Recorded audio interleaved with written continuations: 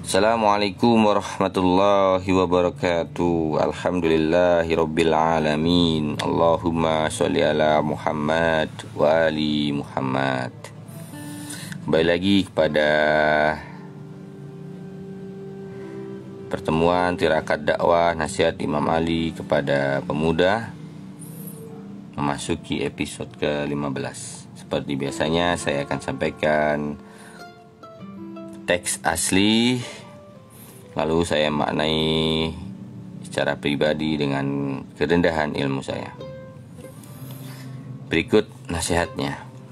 Agungnya Sang Khalik dalam perasaanmu pasti mengecilkan semua makhluk dalam pandanganmu. Sekali lagi, agungnya Sang Khalik dalam perasaanmu pasti mengecilkan semua makhluk dalam pandanganmu.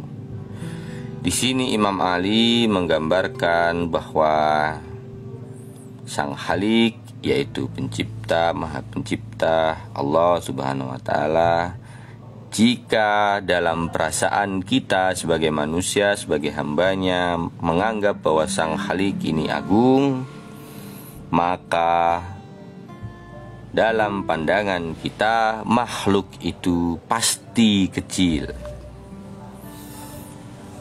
Kita bahas satu persatu. Sang Khalik berarti maha pencipta. Sifatnya esa, tidak ada yang menyamai zat ini, yaitu Allah Subhanahu wa Ta'ala.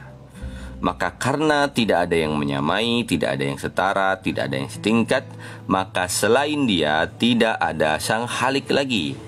Maka selain Dia dinamakan makhluk yang diciptakan, yang diadakan.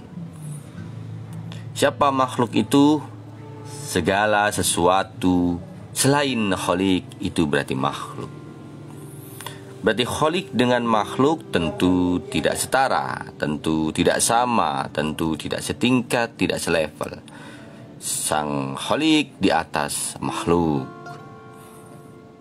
Lalu bagaimana makhluk dengan makhluk? Makhluk dengan makhluk adalah kesatuan, setara, setingkat, tidak ada yang lebih atas, tidak ada yang lebih rendah.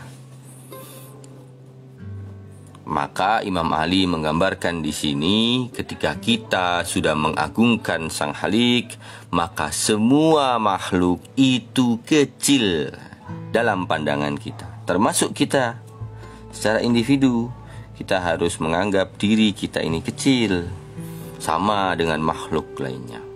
Pertanyaannya, apa implikasi, apa dampak, apa manfaat dalam nasihat dan keyakinan ini? Yang pertama, segala perbuatan kita di dunia ini, dalam kehidupan ini, tujuannya adalah Sang Khalik tersebut. Bayangkan kalau kita masih menganggap makhluk di hadapan kita ini besar sama dengan Khalik, maka tujuan kita bermacam-macam. Tujuan yang bermacam-macam ini tentu tidak akan sampai pada tujuan yang pasti. Satu ketika ada anak muda keluar dari rumah, ditanyai oleh orang tuanya, "Mau kemana kamu?" "Saya mau ke Jakarta, ke Surabaya, ke Bandung, ke Tasikmalaya, ke Yogyakarta." Pertanyaannya, apakah sampai dia pada tujuan itu? Tentu tidak. Maka tujuan itu satu, dan harusnya tujuan itu adalah satu kebaikan yang agung. Maka Khalik ini, Allah ini adalah satu-satunya tujuan dalam kehidupan kita. Maka selain Khalik tidak boleh ada tujuan lain. Maka makhluk bukanlah tujuan. Ini manfaat yang pertama. Manfaat yang kedua, kita tidak takut kepada apapun dan siapapun selain Khalik. Maka kepada makhluk lain, manusia, tidak boleh kita memunculkan rasa takut. Hanya kepada Khaliklah kita takut.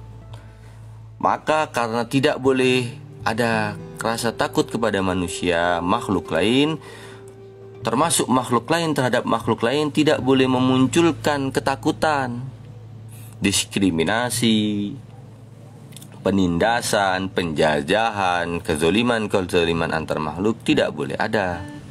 Karena hanya Kholiklah yang agung dan makhluk lainnya itu kecil. Dari dua manfaat ini kita bisa menyimpulkan kita sebagai pemuda, sekali lagi dalam kehidupan kita mengembalikan segala sesuatu kepada yang Khalik, ketakutan kita kepada yang Khalik, agar kehidupan kita menjadi tenang, kehidupan kita menjadi baik, dan tidak menimbulkan perilaku-perilaku yang tidak baik kepada makhluk lain. Karena kita sama-sama kecil, yang besar, yang agung hanyalah Khalik. Terima kasih. Alhamdulillahirabbil alamin. Allahumma sholli ala Muhammad wa ali Muhammad. Wassalamualaikum warahmatullahi wabarakatuh.